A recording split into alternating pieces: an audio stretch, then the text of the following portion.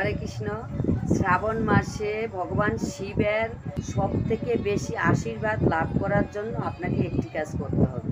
সেই কাজটি হলো, আপনি প্রত্যেক শ্রাবণ মাসের প্রত্যেক সোমবারে না পারলেও আপনি যে কোনো একটা সোমবারে আপনি সকালবেলা গঙ্গা স্নানটা কখন করবেন? ঠিক 3টার পরে 6টার আগে গঙ্গা স্নান করে শিবের মাথায় জল ঢালবেন।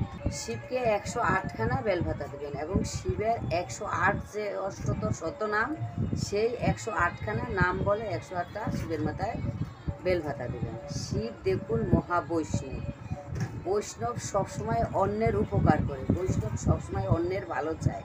তাই শিব আপনার ভালো চাইছে, সবার ভালো চাইছে শিব। তাই শিব হলেন মহাবৈষ্ণবকে আপনাকে আরাধনা যদি করেন, আপনি ভালোভাবে খুশিতে থাকবেন, সুখী থাকবেন। এবং এই মাসে, শ্রাবণ মাসে আপনি নিরামিষ খান। নিরামিষ যে আপনি খাচ্ছেন এটা নয়, নিরামিষ করে সেটা ভগবানকে সেবা লাগিয়ে, শিব ঠাকুরকে সেবা লাগিয়ে, শিব ঠাকুর মানে আপনি যদি সরাসরি শিবের কাছে সেবা দেন তাহলে কিন্তু শিব গ্রহণ করে না। আপনি আগে রাধা মাধবকে সেবা দেবেন, তারপরে শিবের কাছে সেই প্রসাদ অর্পণ করবেন, তখন আপনি সেই প্রসাদ পাবেন।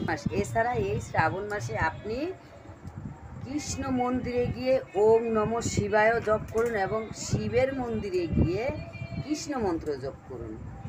আপনি কৃষ্ণ মন্ত্র 108 বার মালা জপ করুন, হরি নাম সংকীর্তন করুন, গীতা পাঠ করুন।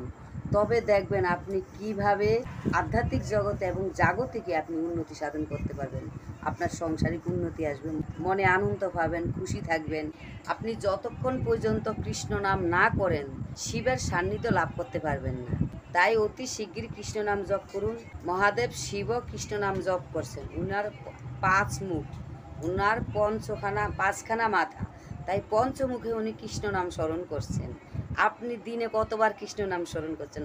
আপনি যতক্ষণ পর্যন্ত কৃষ্ণ নাম স্মরণ না করেন, ততক্ষণ পর্যন্ত আপনি শিবের সান্নিধ্য লাভ করতে পারবেন না, আপনি খুশিতে থাকতে পারবেন না।